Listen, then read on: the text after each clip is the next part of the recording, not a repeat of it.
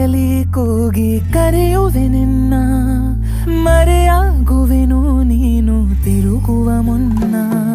ಸುಗುತ್ತ ನಿನ್ನಯ ನೆರಳನು ಮುದ್ದಾಡಿಕೊಳ್ಳುವೆ ಬೆರಳನು, ಕೋಟಿ ಕನಸು ಕಾಡಿವೆ ಈ ಮೌನ ಬಲು ಭಾರ, ಇದಕ್ಕೇನು ಪರಿಹಾರ?